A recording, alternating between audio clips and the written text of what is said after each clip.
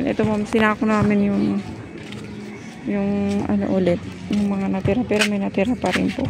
Saka ganoon din sa graba kasi ano, yung nawalan lang ng nagamit na sako na ano, yun lang po yung nagamit din namin. Tapos dito ma'am, nakapagbuhos na kami ng poste. So ayan po. Yan po yung buhos ng poste niya. Tapos babalikan na po ito ng lupa. Din itong side na ito po. Yan po yung bubuhusan pataas ng pataas ito. Yung side na dito po. Ito dito.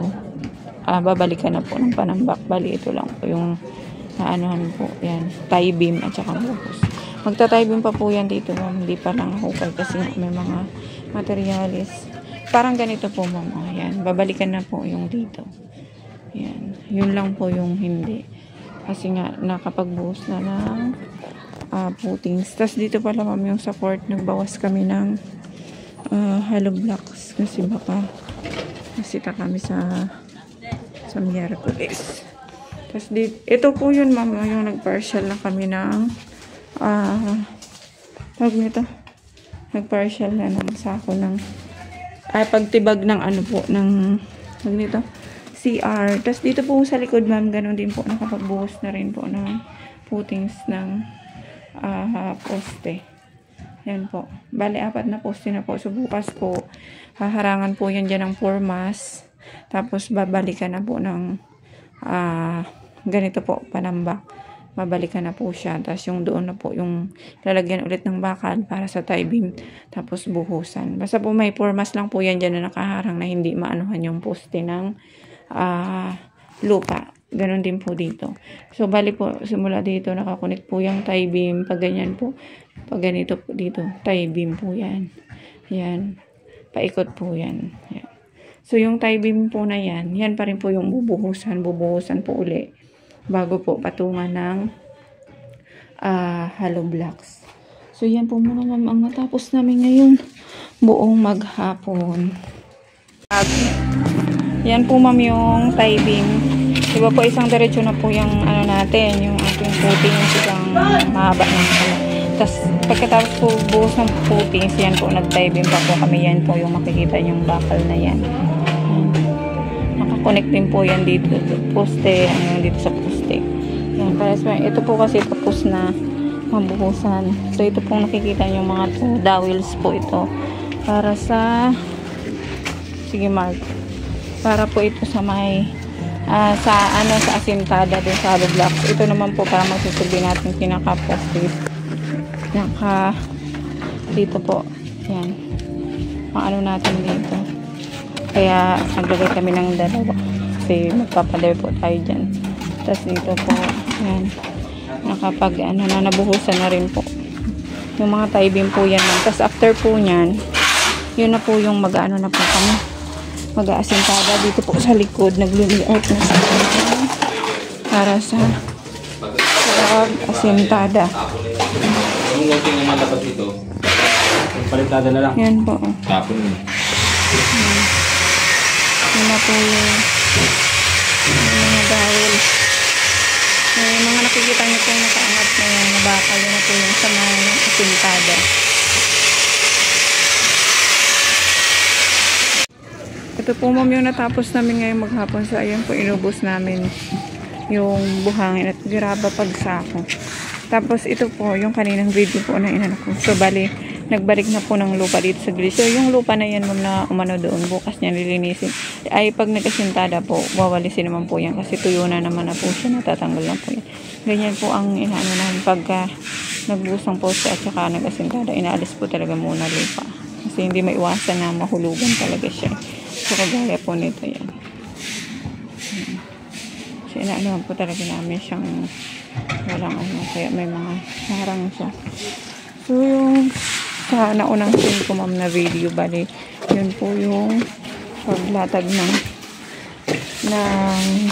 tie beam at saka yung pagbubuhos. So ito po sa likod. Nagsimula na kami mag-asintada dito po nauna sa likod. So ayun po. Yan yung inaano natansin ni kuya, yan po yung sinusundaw nila sa layout. So yan po, sumalalim kasi yung ano natin, yung hukay natin. So pagkatapos po ng tie beam, pagka inano po natin yan dyan, kapag nilibil yung flooring, yung baon pa po na hollow blocks is nasa dalawa pa po. So yan po. Palibukas po, ito po yung pupurmasa ng maangat lang to. Yan, nilagyan tas bubuhusan para po hindi maanhan ng lupa pagbalik.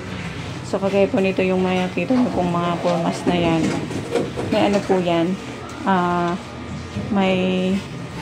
may harang kasi nga para hindi maanuhan yung tie beam ng lupa. So ayan po. Yan po ma'am, kada tatlong patong. So tie beam, tapos 1, 2, 3. So nakita nyo yun po yung may horizontal. Hanggang doon po yan ma'am, nakatali din sa bawat poste. So 1, 2, 3. So mag-horizontal na po siya dyan bukas. Bali, in-stop lang po dyan pag asintada kasi nga po 6 na patong na baka mag-collapse papunta dito. So same po dito ma'am. So ayan, so pagkatapos ng tie beam, 1, 2, 3. So may horizontal na po. So ayan po. Yung nakikita yung mga bato na yan ma'am, yan, aalisin naman po yan pag tumigas na. Kinailangan po siya ma'am kasi tunutulak nitong yero. So wala na tayong magawa kasi nga yan na yung kanilang likod. So, doon sa baba po, walang problema. Kung mapansin nyo, medyo umangat tayo pag ganito ng konti. Sa baba po kasi, ang foundation nila, at saka yung isang patong na hollow blocks. So, kung mapansin nyo, walang problema. Pagdating po dito sa taas, kasi nga, ano na siya, yero. So, yung corrugated niya po, tumutulak din papunta dito. So, yung hollow blocks natin, tinulak din siya ng konti. So, ano na lang po natin yan sa palitada. Kasi, wala na, hindi man natin maano po yan, maano po para umimpis. Hindi kagaya po nitong sa kabila na plain sheet siya, so wala siyang corrugated, so flat lang siya, dito lang nag-ano yan kasi sumobra yung ano nila, so siniksikan lang namin doon. Sumobra yung kanilang ano doon, isang patong na hollow blocks. So sisiksikan naman po yan, tapos mahahaba po yan sa pagpalitada kasi hanggang dito po yung palitada yan ma'am. Kumbaga i-cover po itong firewall na yan, i-cover din po yan ng palitada, so para po pantay sila. So yan po ma'am, bukas po yan mag-horizontal na po yan, so kasi tatlong patong na po tie beam, tas 1, 2, 3, then bukas po mag-horizontal na po yan siya papunta dyan. Nakakonect din po yan sa mga poste ma'am, nakatali din po. So yan po yung aming maghapon. Bukas po uli, so yan, naglilinis na sila. So ito na po yung update namin ma'am. So ayan po, tinanggal na po namin yung malunggay po. Siya naka-ready na para dito po yung aming nag-order po kasi kami ng buhangin ulit. Para na po dito na po sila sunod na mag-layout bukas. Magbubuhos po muna ng poste. Tapos ito na po yung labas ang isunod. Tapos dito po naano ko na po ito. Napatibag na po dito. Tanggal 8. Ito po kasi yung kunti po na to.